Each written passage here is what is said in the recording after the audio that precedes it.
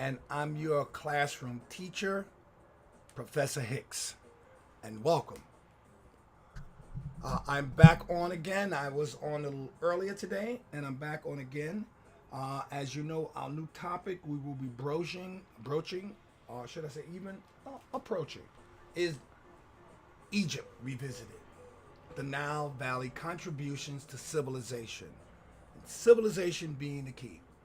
So, with that, I have a disagreement with most historians, particularly those who are Western dominated and those who are dominated by the colonizers. Not all historians are dominated by the colonizers. Many of them are free thinkers, but most of them that we get our erudition from are dominated by Western thought, Western scholarship, and Western rules. So I got into an argument this morning with ChatGPT about about Greco-Roman civilization and democracy. My argument is both of those entities were war cults, as mentioned by Professor James Smalls. When he mentioned that, I did some research to verify what he said has some whether it had some validity or not. And based on my research, what Professor James Small said does have a lot of validity. And as such, I agree. Both Greece, and Rome were not civilizations as we might know or define as. Again, so I go to ChatGPT like I do a lot and I argue with them. And I said I disagree that democracy and citizenship are both Greece and Rome, or both anchored in Greece and Rome. Because both states and city states spend most of their time warring with each other and dominating their neighbors. All of their history is based on that.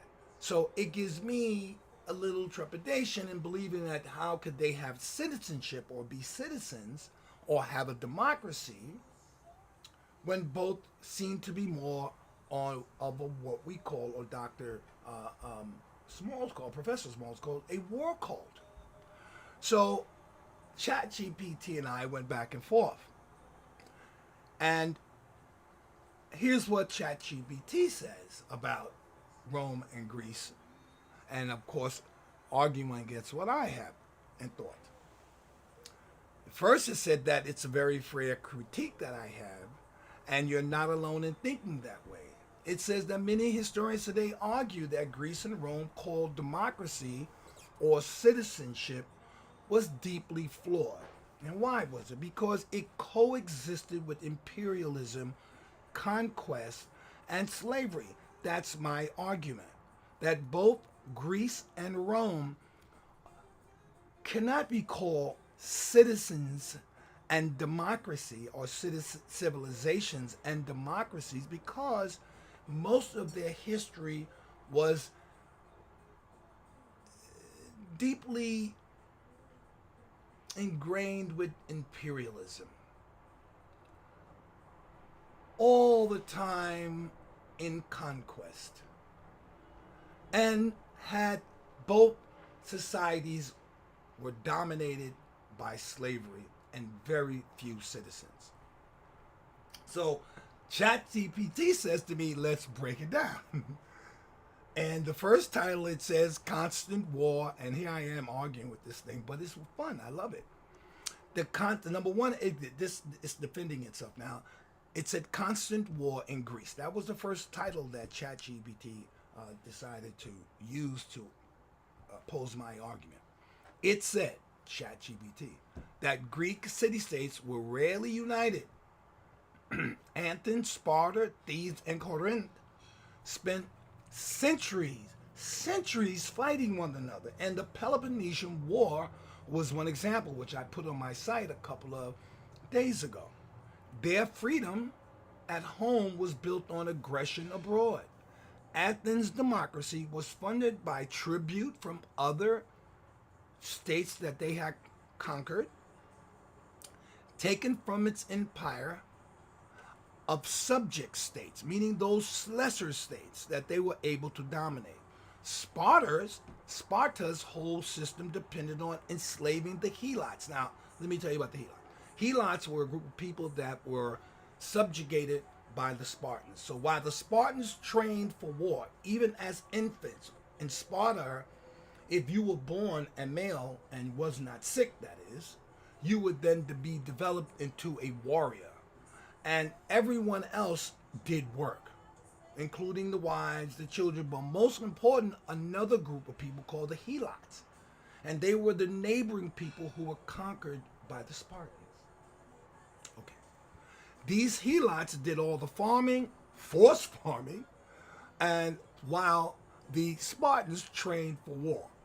In that sense, again, this is ChatGPT. In that sense, Athenian and Spartan democracy slash citizenship was inseparable from violence and domination. My argument. It seems to be proving my argument, so we go on. Rome's expansion by conquest is title number 2 concerning Rome now. First one was Greece. Rome started as a small republic but expanded systematically, conquering neighbors in Italy, then the Mediterranean. Citizenship in Rome was often used as a political tool, yes, just like us. Some conquered peoples were offered citizenship as a way to secure loyalty, and many times that was through family of the aristocracy. Others were enslaved and stripped of rights. Stripped of rights. So if you were conquered and had some rights, when the Romans came in, they took them. Roman citizens' rights were real, but only for those inside the privileged circle, which were just a few, folks. Everyone else was either exploited or enslaved. So just to qualify some of what I'm saying, both Greece and Rome were slave societies for the most part. But yes, they did have small pockets of citizens who were what we might call today the upper middle class. The irony of freedom. This is ChatGPT now, still arguing with me. The irony of freedom. And as you can see the way this is going, it appears that I might be winning this argument. The irony of freedom. Both Greece and Rome prided themselves on freedom, but only for a few. Sounds familiar? Greek democracy excluded most people. One more time. Greek democracy.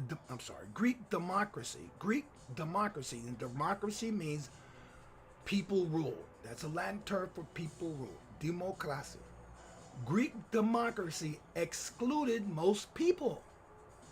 Roman citizenship was a hierarchy. Full citizens, partial citizens, allies, subjects, and slaves. Both societies justified conquest by claiming their system was superior, sounds familiar, while living off the labor and resources of others. Sound familiar? Why historians use the term. Okay, this is their 4th title now. ChatGPT. Why historians use these terms, democracy and citizenship.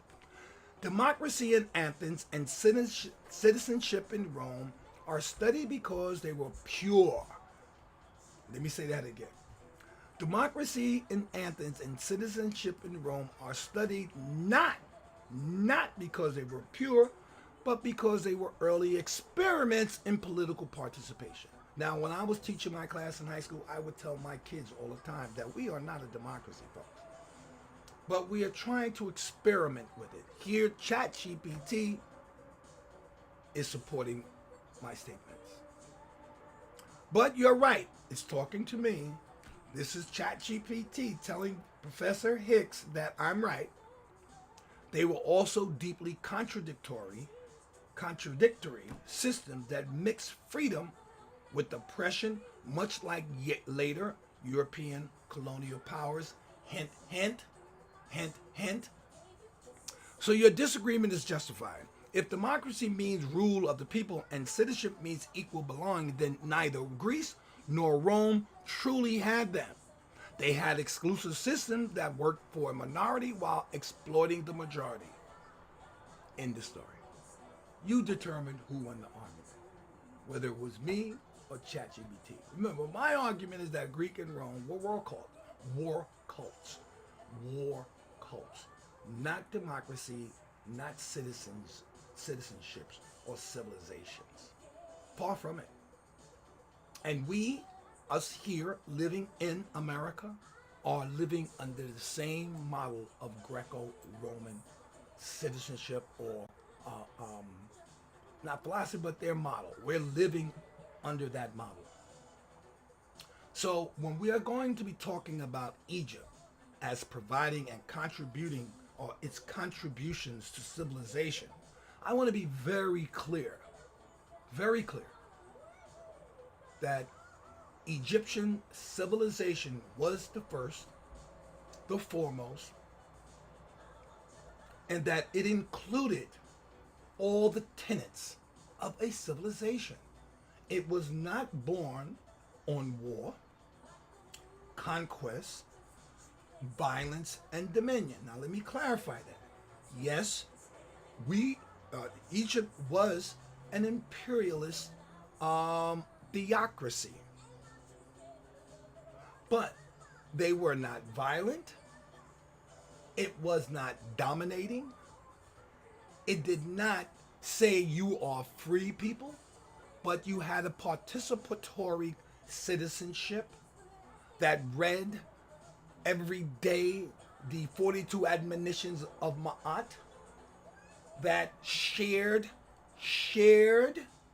wealth and its knowledge, that people in Egypt at this time understood nature as relates to humanity and believed and worshiped that.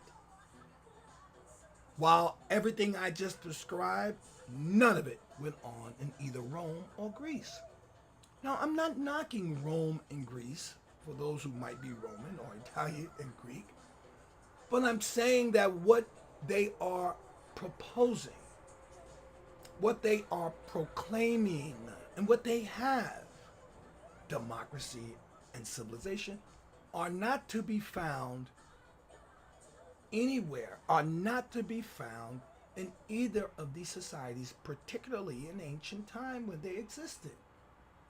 And I believe ChatGPT just supported the validity of my argument, if not the outright fact of what I said.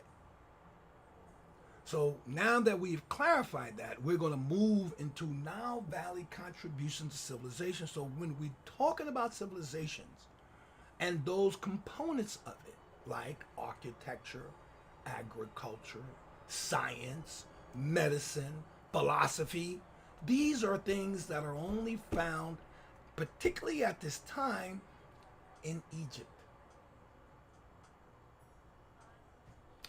And with that said, I will see you again very soon, and we will begin the geography of the Nile Valley.